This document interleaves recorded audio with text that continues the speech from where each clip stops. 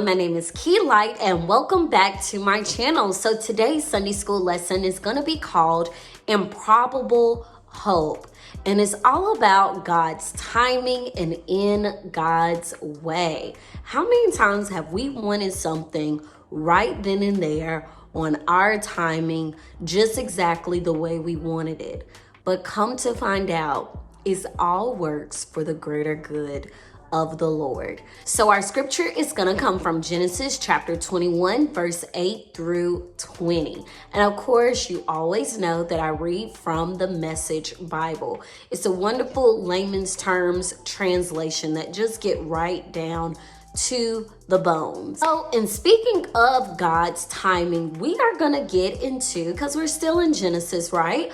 We're going to shift on over to Abraham and Sarah, and we infamously know their story about wanting and desiring for a child, but in the end they realized that it was in God's timing for everything. So with this improbable hope, we think about probability, and we think about this having this undeniable faith, believing in something that you cannot see yet, but just knowing that it will work out in God's timing. Most importantly, perseverance. We're first gonna get into Genesis chapter 21, verse 8 through 10. The baby grew and was weaned.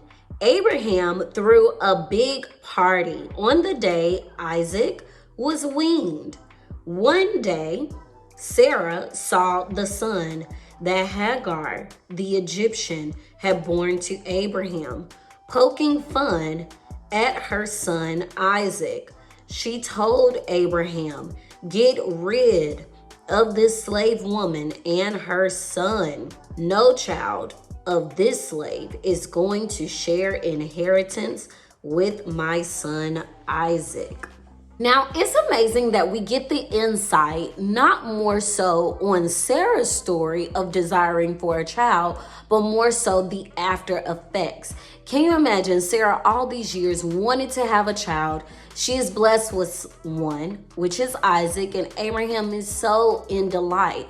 But we get the background story more so of Sarah's temperament and also Sarah's doubt in the process of why everything came to be. We see that Abraham has another child, and with this child, being a child, is making fun of Sarah's son Isaac. She gets upset, and just like our previous lesson with Cain, she could not control her temper, and she wanted not only Abraham's other son to be out, to leave, but also the mother. It's interesting how when things don't quite go our way, we want to dismiss it. We want to be like Sarah. We want to get rid of the situation at all costs. But if we truly think about it, everything happens for a reason.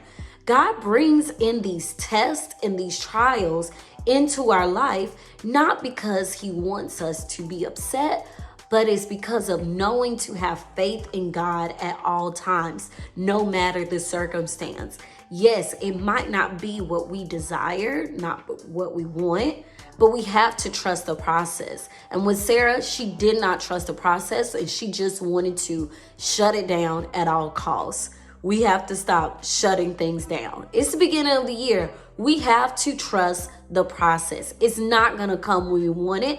Our lifestyle may not be the way we want it. Our relationships may not be the way we want it, but we have to trust the process. Now let's go to Genesis chapter 21, verse 11 through 13. The matter gave great pain to Abraham. After all, Ishmael was his son. But God spoke to Abraham, "Don't feel badly about the boy and your maid. Do whatever Sarah tells you. Your descendants will come through Isaac. Regarding your maid's son, be assured, I'll also develop a great nation from him. He's your son too." So now we're shifting into the perspective of Abraham. Here we have this guy who just wants everybody to get along. He loves both of his sons equally, Ishmael and Isaac. But yet he's with this conflict of, does he side with his wife Sarah or abandon his son? And how many times have we been in situations where we just want to do the right thing? We don't want to be in the middle of situations. Side note, it's amazing how these Sunday school lessons, we can always learn something from every character from the situation.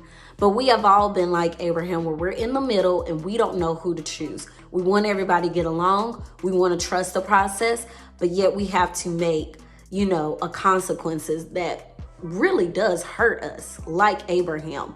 And he actually believes, he trusts in God that everything is going to work out. He lets him know that it's okay for now that you listen to Sarah and let Ishmael and the mother go on. They will be blessed as well as your descendants through Isaac.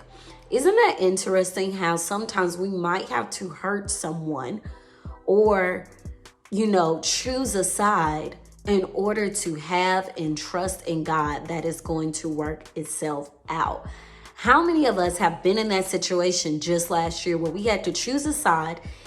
We didn't want to. We didn't want to choose a side. We didn't want to make a decision. We didn't want to hurt anyone's feelings, but we had to trust that God will work it out eventually. Sometimes we've had to cut people off just so God can work it out.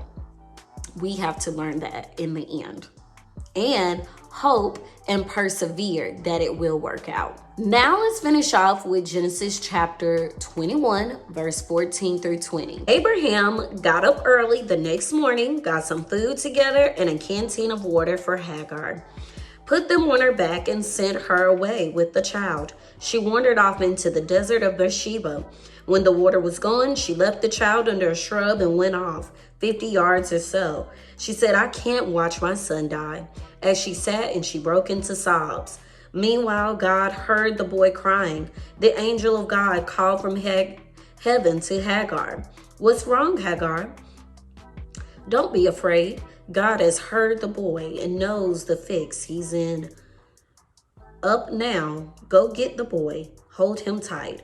I'm going to make him a great nation. Just then, God opened her eyes. She looked. She saw a well of water. She went to it and filled her canteen and gave the boy a long, cool drink. God was on the boy's side as he grew up. He lived out in the desert and became a skilled archer. He lived in the Paran wilderness, and his mother got him a wife from Egypt. So we last leave off of the perspective of Ishmael. Think about it. Ishmael was just a child, and yet he was dealt with these consequences of being deserted, having to leave everything he knows. But yet, by listening to God, even when his state of loneliness, he remained faithful that God would work it out and he would be blessed in the end. Have we felt lonely? Have we felt deserted? Have we sometimes gotten anxiety because we don't think that things will get better? But by having faith and realizing that God will work it out, that is what matters. That is the true choice that we have to make.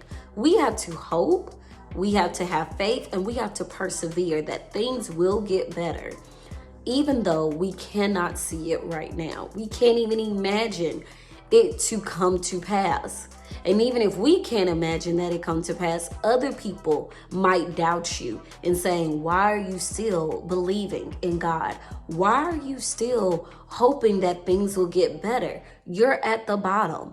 You need to have faith and you need to block out the naysayers, because just like Sarah, we have to control our anger. Just like Abraham, we have to trust the process. And just like Ishmael, we know that we have to persevere, have faith, and be blessed with this improbable hope.